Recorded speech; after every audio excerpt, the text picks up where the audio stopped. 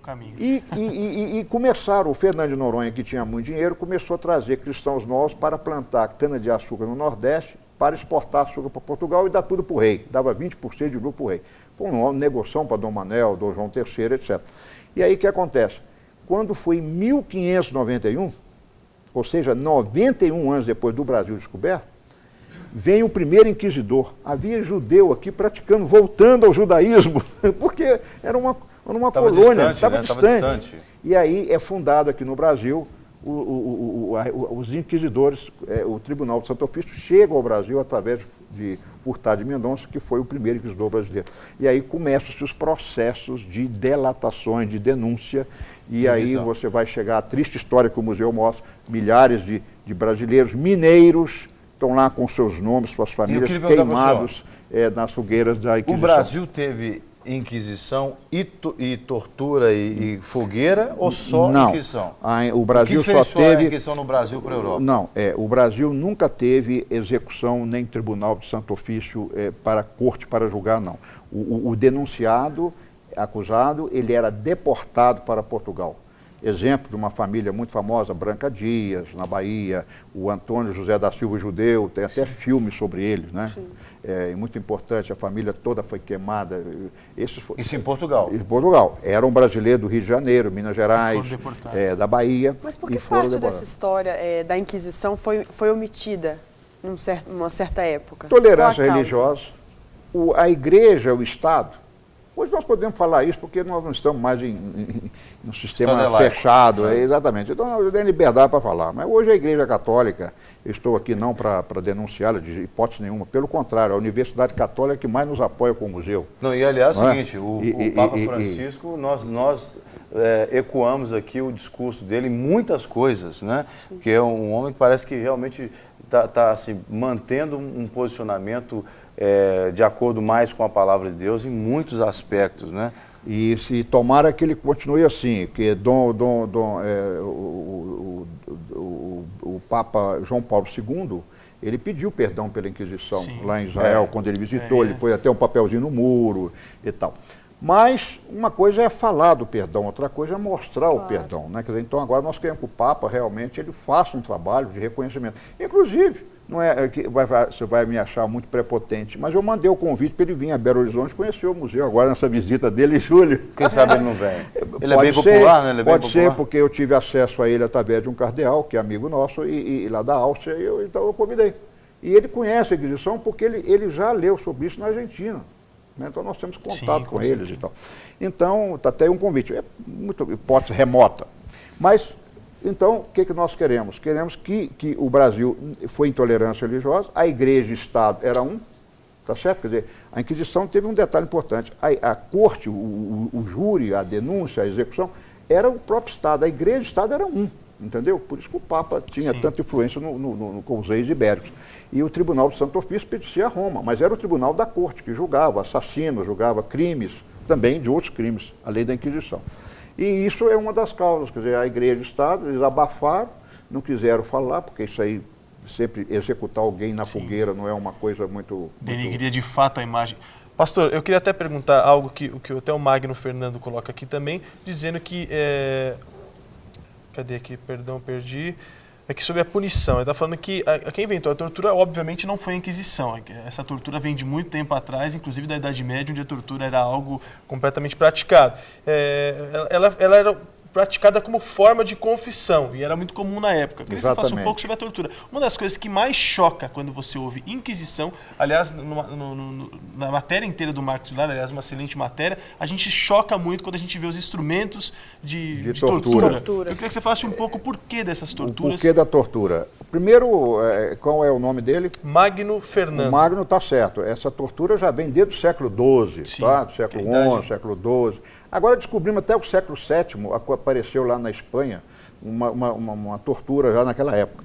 Bom, mas a Inquisição, que vem aí do final do século XV, do século XIV para o século XV, depois do século XVI, a tortura era uma maneira... bom, eu vou ter que falar aqui um pouquinho mais aberto, porque o que eles queriam com a tortura? Confissão. Sim. Como é que você vai matar uma pessoa? Como é que você vai dar uma pena máxima, uma condenação, se a pessoa não confessou. Você tinha que justificar então, tinha que justificar a morte dele. Então, o que eles queriam? Confissão. Agora, no aspecto católico... O pessoal hoje em dia aprendeu isso direitinho, porque tem hoje muita gente torturando. Nós não somos tão velhos assim, eu sou da época da ditadura, entendeu? Então, eu quero ver que... Eu me lembro da época da ditadura, houve torturas também, né? Eu me lembro bem disso aí. Então, a tortura vem da confissão. O que é a confissão? Mas havia um aspecto religioso na confissão, não só a confissão do réu, o réu confessa, porque eles achavam que quando o judaísmo era crime de heresia. Sim. Então, quando eles um herege confessava e se arrependia, eles ganhavam uma alma para o céu. Então, peraí, o judaísmo naquela época era como por exemplo, crime. O adultério, como era crime, qualquer outro pecado? Era crime de heresia. Crime de heresia. Pois é, mas digo assim, era considerado heresia, crime sim, como de qualquer heresia. outro pecado. Por exemplo, feitiçaria era heresia, não é? A bigamia era heresia. Depois, só um parentezinho, né? E 75% dos condenados da Inquisição eram judeus. Então, na verdade, os próprios números dos processos e as mortes executadas mostram que eles estavam com uma intolerância, uma perseguição incrível ao povo judeu. E aí eles queriam uma confissão.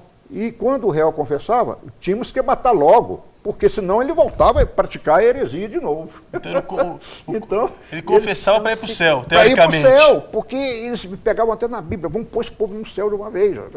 Não vão dar tempo para eles, não, a alma deles ser salva. Né? Quer dizer, então, olha só como é que mistura teologia com morte, execução, essa coisa toda. Então, essa é a grande prova. Agora, a Inquisição tinha um lado duro, só tinha um lado acusatório. A parte da defesa, o que eles faziam? Ninguém queria defender um réu da Inquisição, certo? Você ia comprometer com ele, ia sobrar para você. Sim, claro. Então, o que eles faziam? Eles convocavam padres, normalmente, para fazer uma defesa. Mas o que acontecia? O padre, frente a um réu do Tribunal do Santo Ofício, fazia pergunta. E, ao fazer as perguntas, incriminava ainda mais o réu e era mais condenado ainda. Era uma defesa que produzia provas contra ele mesmo. Muitos não confessaram. Aí, quem confessou, morreu, porque ganharam uma alma para o céu.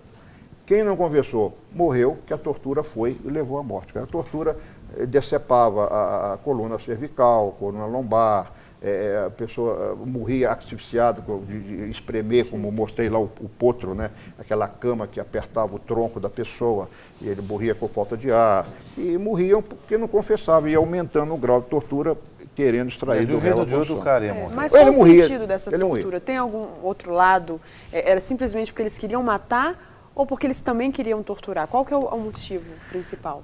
Eu creio que o motivo principal era extrair do réu a confissão. E eles atrelavam isso a uma vitória. Eles batiam palma quando o réu confessava. Era uma vitória. Ganhamos uma alma para o céu. Você entende isso? Quer dizer, a pessoa confessava já se arrependendo. E estava um padre ali como um confessionário.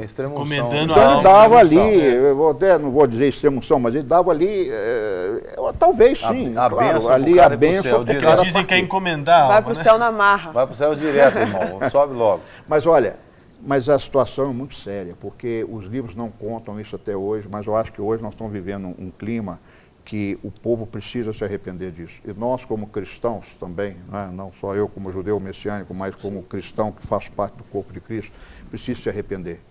E agora eu vou dar uma notícia ruim para vocês, é pior ainda. Eu não mostrei no museu, mas estou para mostrar uma coisa muito triste para a reforma. A reforma também se omitiu e a reforma participou de algumas execuções.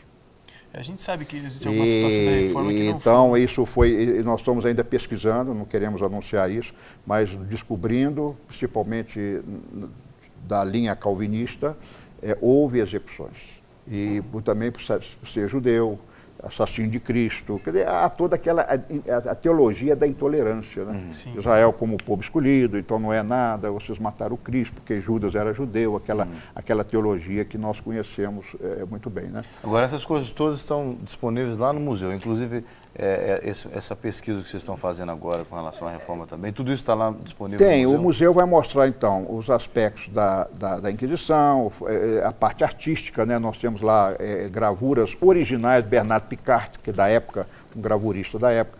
Temos lá réplicas de Francisco Goya, que foi um famoso pintor espanhol, Leconte, que foi um pintor francês, Adrian Schoenbeck, um pintor holandês da Idade Média, porque não havia câmera fotográfica, então tinha que se retratar as pinturas. Então nós fizemos todos artistas famosos. O museu faz as réplicas, exceto o Bernard Picard, que tem original, o resto nós temos réplicas.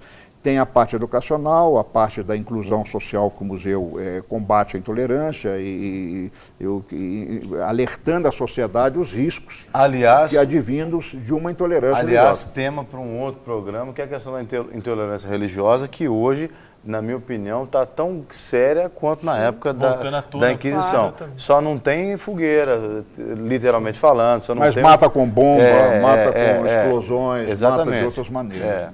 Bom, está muito rico essa conversa nossa aqui, mas a gente vai ter que encerrar, porque o programa acabou, né? Tem um tempo limitado.